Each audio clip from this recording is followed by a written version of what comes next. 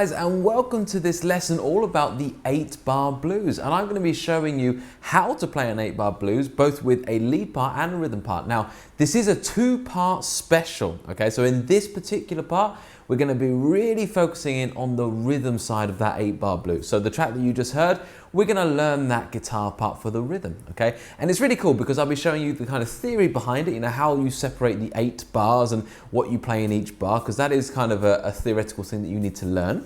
And then also I'm going to show you the exact part that I'm playing so you get some really cool ideas as to how to play through all of these chords. So just before we carry on, remember to head on over to the website. You'll find the link in the description below, where you can find the full backing track that you can download for free and the Guitar Pro tab that you can download and play along to. And remember, in this particular part, in this part 1 of a 2-part series, we're going to be looking at the rhythm part, the 8-bar blues. Okay, so let's start by just looking through the basic theory of an 8-bar blues. Now, just like a 12-bar blues, there's a sequence that you need to learn, and that sequence starts with the 1 chord. Now here, we're using B flat as our key, so typically the 3 chords, just like in a 12-bar blues, are the 1 dominant chord, so in this case B flat 7.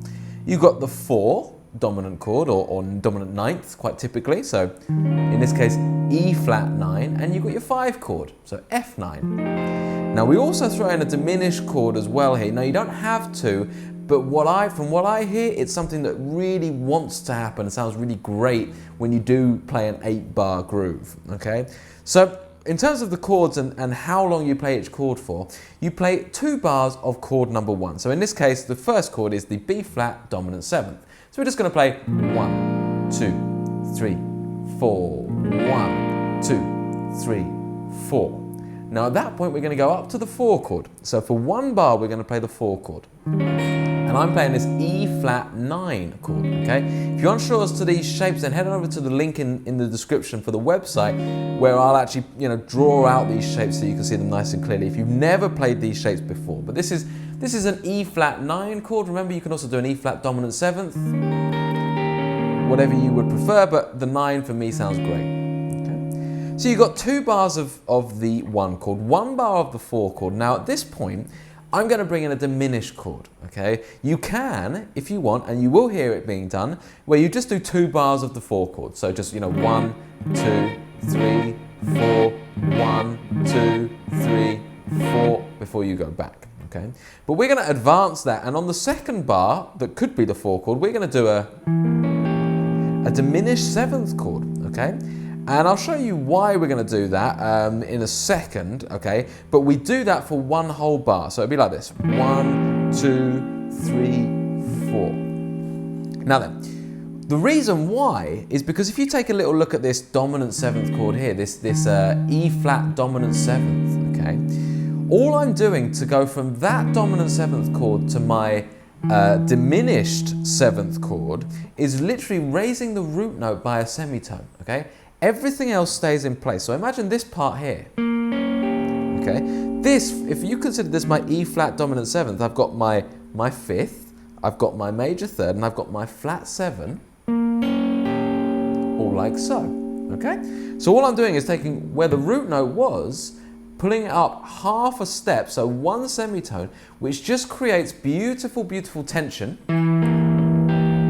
okay? Beautiful tension that you can then resolve even better back to that 1 chord, okay? So it's a very common movement that you'll see, and something I would highly recommend learning, which is why I'm doing it here, okay? So we're kind of going from the 4 chord to the diminished 7th, which is literally the same chord but with a different root note. So in this case it's an E diminished 7th, okay? And a little bit of extra cool theory about the diminished 7th is that it works in 4. So basically, if you start this chord from any one of these notes, it will be the same chord, just an inversion of that chord. It's incredible. So if I literally jump this up, up 1, 2, 3, 4 up to the G, it's the same chord. Okay, exactly the same notes, but now all just in a different order. You can go down 4, 4 again.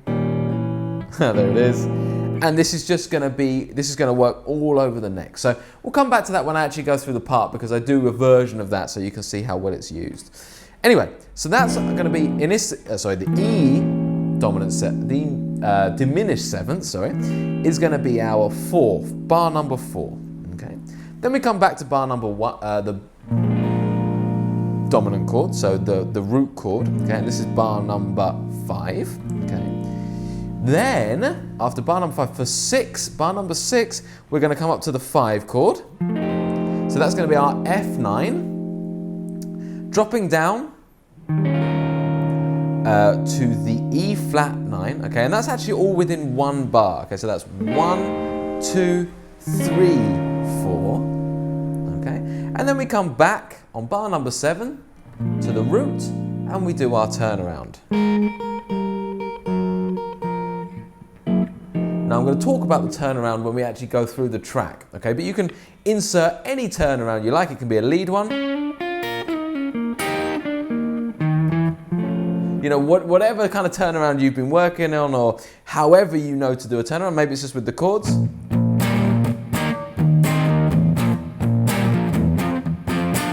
You know, you just insert your turnaround there. That's a normal turnaround, okay? So let's just recap that. So we got bar 1 and 2 is the root chord. Then we go up to the 4 chord for bar number 3. And bar number 4, we're going to raise the root to make this diminished 7th shape. Then bar number 5, we're back to the root chord. Bar number 6, we're going from the F, so the 5 chord, down to the 4 chord, and then we insert our turnaround for bars 7 and 8. So, for example.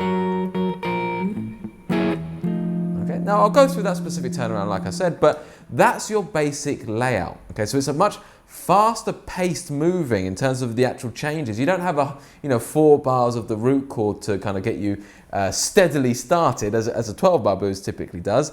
This one, you're really kind of moving quite quickly, so you've got to be really on top of it. But they're the basic changes.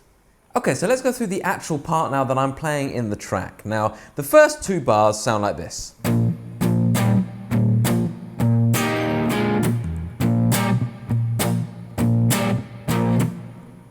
Okay, so it's just our usual, like very typical blues rock kind of shuffle sound. But we just got this cool little bit in here, okay? So we're in B flat, so we're coming up to the 6th fret on the root, and I'm doing like a power chord here. I'm on the 8th fret of the A string. Okay? And I'm using my little finger, I'm stretching out that little finger, ready to tackle this note, which is going to be the 10th fret of the A string, okay? And that's my kind of, we've probably seen that before. You probably will have seen this before. It's just that idea, if you're playing Johnny B. Good, some rock and roll. It's the same thing, we just got a very swung feel to it this time. We've got the 1 and 2 and 3 and 4 and 1 and 2 and 3 and 4. Okay? So on the 2 and the 4s, where the snare hits, you're hitting that little finger note. Okay? Notice with the right hand as well, I'm very much palm muting that. Making sure that this kind of, the palm of my hand, where the little finger is, that's kind of on the low strings, getting me that chunky sound. Okay? Now, the only alteration to that is that I'm doing this. It's really, really cool kind of Muddy Waters style sound. And all that is that I'm gonna start by flattening the 8th fret, okay, with my 3rd finger on the D, G, and B string. And then I'm going to come back to the 6th fret with my 1st finger, same 3 strings, but I'm going to hammer on in the middle. Okay, so I'm going to hammer on this G string from 6 to 7, which creates essentially my B flat dominant 7th chord. Okay, so when you actually insert that into this first part, you get this. So let me just count that. It's 1 and 2 and 3 and 4, 1. Okay, so we do it on the 4th beat basically, and then for the second part of that, so the second bar, we just do the whole thing straight. 1 and 2 and 3 and 4 and. Okay, so that's your first 2 bars. Now your second 2 bars are going to sound like this.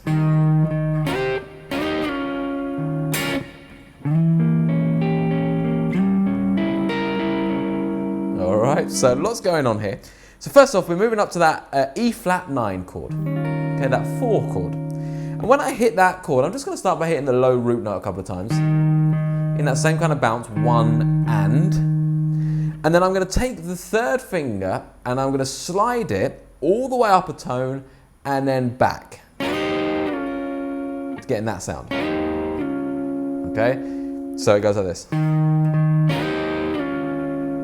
Okay, now you can, if you want to, slide the whole chord up and the whole chord back. Okay. Also sounds really, really cool. And in the track, I do a bit of a mixture of the two. But fundamentally, if that's a really hard thing for you to do, just do the top 3. You might even want to do it with your first finger. Okay, sounds really, really nice. So 1 and 2 and 3 and 4. On the 4th beat, you're just going to snap the chord and release it dead. And 4. I'll do it again. 1 and 2 and 3 and 4. Okay, and a little variation on that, as you would have heard me play, is this. Okay, so you can kind of go up, up, down, just a slightly different melodic value to it, but both work really nicely. And I typically just interchange those two if I'm on that chord shape. Or, okay, same snap at the end. Now then, we're going to move into this diminished chord. So this is an E diminished 7th chord. So as I was saying in that theory bit, it's just the same chord really. It's still an E flat dominant 7th chord, but we just, instead of playing E flat in the bass, we're playing an E in the bass, which just adds that tension. And we're just going to arpeggiate this. We're going to go down. So I'm literally going A string, D string, G string, B string, G string, D string. So literally just going down and up. Arpeggio wise, okay? And then I'm going to slide it up 1, 2, 3 frets. You can think of it as 3 or 4 frets. 1, 2, 3, 4. Either way, you'll get the idea. We're just going up to the G note, the 10th fret with my second finger. Exactly the same shape. And just doing the same arpeggio through that. So same strings, A, D, G, B, G, D. Okay?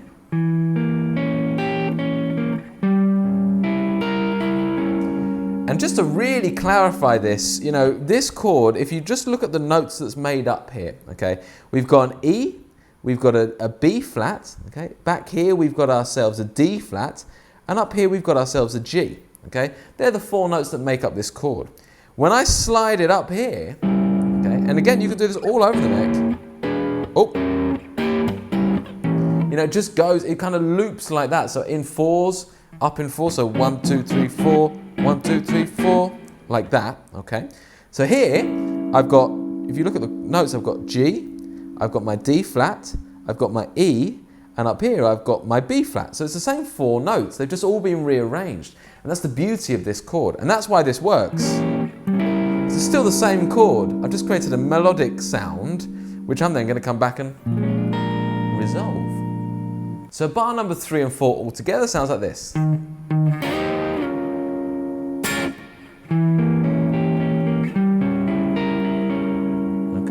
And now the next 2 bars go something like this.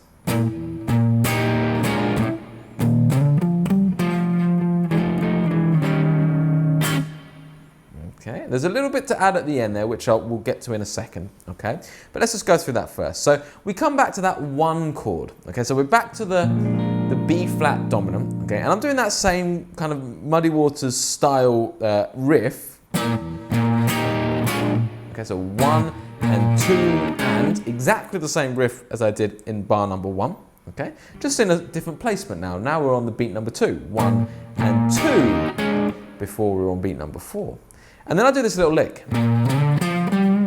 So all this is in terms of frets, I'm going from the 6th fret, sliding through the 8th fret to the 10th fret, so that's a little grace note slide. Then I'm going to do the 8, 10,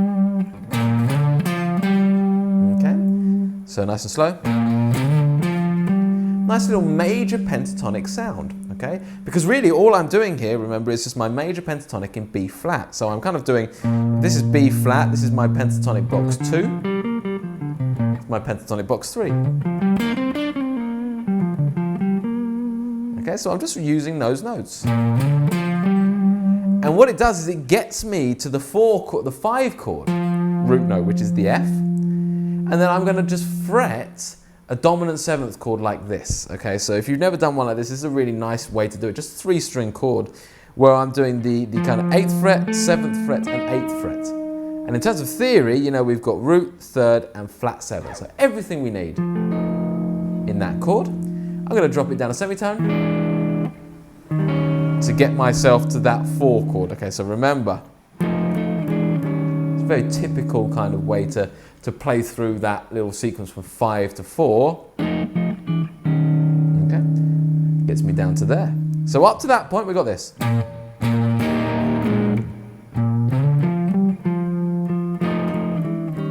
then I'm going to do this. Okay, really nice. It's the same as this, so you might have done this. You know, you can do it all over the neck, but basically it's that minor 3rd to major 3rd. Then I'm going to grab that pentatonic note and resolve. Okay, so just in terms of frets here, I'm going to go from 4, hammer onto 5, grab the 3rd fret on the D string, then come back to that exact same thing, 4 to 5, and then hit the root note. It's a little bit fiddly, but it sounds great, and it's a great way to bring it back to the 1. So those 2 bars all together. Okay,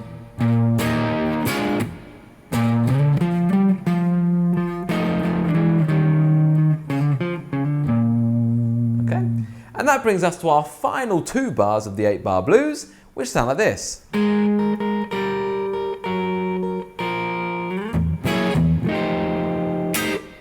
Okay, so it's that turnaround, and if you've never done this turnaround, then this is going to blow your mind. This is a great turnaround, one I use all the time, and it's something that you'll hear from players like Robert Johnson, Eric Clapton, Freddie King.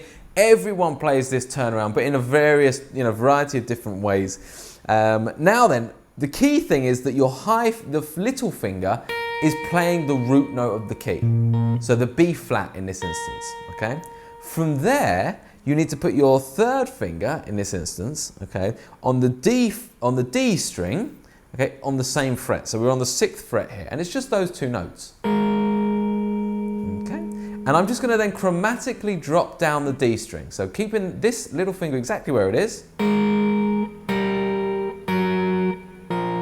just chromatically going downwards, okay, and that's really walking through that change of chords that's underneath the 1 to the 4, back to the 1. That's what's happening underneath that, and this is just a really, really cool bluesy way of going through it. Okay. Now the other thing to bear in mind here is that actually with the right hand I'm strumming this. Okay, so that means that I've got to block off. I'm making sure that I'm blocking and muting the G string, the B string, even the low A string. I'm muting it just by being quite lazy with these fingers, just letting them rest on those strings. And that gives me a really chunky sound, doesn't it? Just all downstrokes, you know, with that to get a really chunky, thick sound. Okay, if I was doing more acoustic blues, I might just finger pick. But with this kind of more like rocky style blues, aggressive attack. Okay. And then I'm going to go up to essentially at that point you go to the 5 chord, which is your final chord of the piece. The 5 chord, remember, is the F9. But I'm going to create some tension by going up a chromatic 1. Okay, so basically going up a semitone to an F sharp, 9, back to the F9. Okay, so that, again, the blues is all about the tension and the release. Okay, and here is beautiful because we've got enormous tension. All these notes are out of the key, which comes down to the F9, which releases that tension, but we still got tension because we're on the 5 chord of the blues, and that tension is released when we come back to the 1 chord.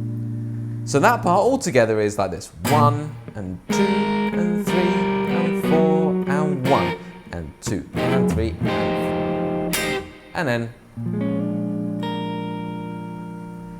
and there we have it. So what I'll just do is I'll play through the whole rhythm part nice and slowly, doing little bits of counting here and there to kind of help you guys really go through that. So here we go. 1, 2, 3, and 4 and 1 and 2 and 3 and 4 and 1 and 2 and 3 and 4 and 1 and 2 and 3 and 4 and 1. Didn't want to count through that. 1 and 2 and 3 and 4, 1.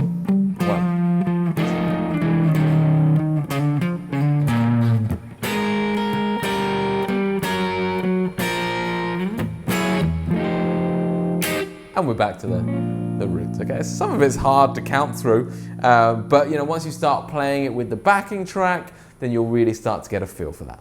Okay, so that's it for me. Please do tune in next week for the second section where we'll be learning the lead part there. Of course, if you are in the future and we're long past next week, then there'll be a link right there where you can actually go and click on it and go through to that now. Otherwise, I'll see you next week for the next part.